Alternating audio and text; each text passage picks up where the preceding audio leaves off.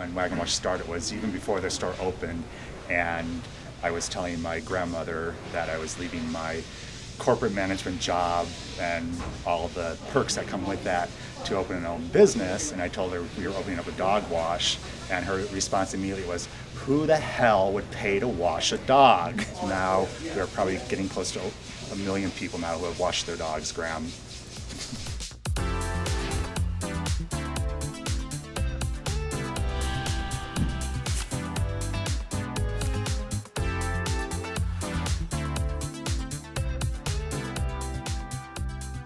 Our dog, Jenny, she was at that time becoming older, and we were both working jobs that kept us away from our home for extended periods of time during the day, and we were feeling guilty that she just wasn't getting quality time with us. So the idea was put into place that I wanted to leave my job and start a business that she could come to work with me. That was the baseline spark for the business. All we intended on doing was something different in the marketplace, and that was creating a dog wash and biscuit bakery. We had guests that came in and said, if you guys carried this, we wouldn't have to go elsewhere. And we quickly became advocates of wanting not only to give Jenny the best possible nutrition available, but making that available to our guests as well. So when we had an opportunity to take this side of the store, we jumped on the chance and we started remodeling this side of the store. We had guests that came from pretty far away. I mean, we had guests that would come from maybe as far as a 30-minute drive, and we thought then seriously about opening a second store.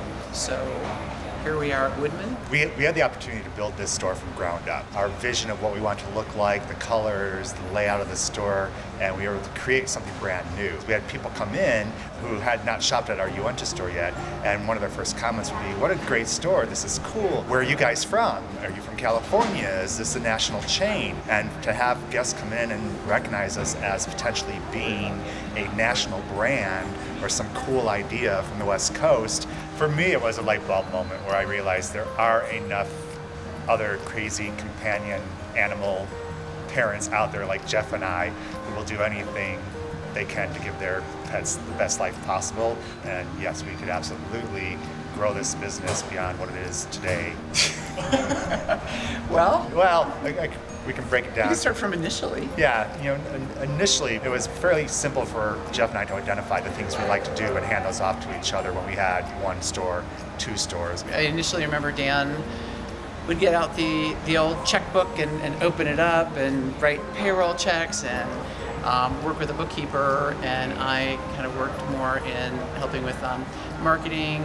We kind of had a little bit of a role reversal as we moved forward, but we still have certain areas of passion in the business that are diverse from one another that makes it really work really well. There was one area in the very beginning, though, that neither of us had a passion for, and that was mopping the floor every night when we closed the store. And the only way we could figure out how to divide that responsibility was to flip a coin every night. And that is the truth.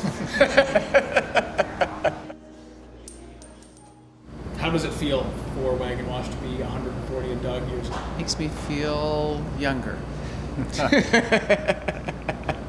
It certainly opens your eyes to the amount of time that the business has spanned. Sometimes it feels like it was just yesterday that we were in the store baking biscuits and cleaning tubs for that first weekend that we opened, and then you look back and you think of all that has been accomplished and how much Wag N Wash has grown, and it puts some perspective on that time. I agree. It makes me feel very humble and very gratified that so many people have put their faith through their companion animals in Wag N Wash.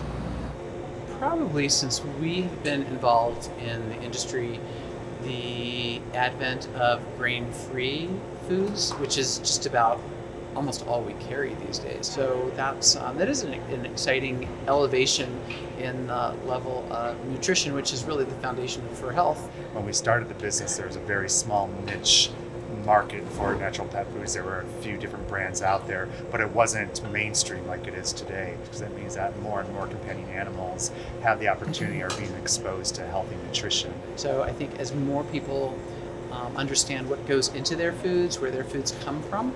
I think they're interested in knowing what they're feeding their dogs and their cats. There is not a service or a product in a Wag N Wash that we would not provide to or give to one of our own companion animals. Our life is our business, and I don't think it's hard to say there's a dichotomy between one and the other, because it's really what we are and who we are.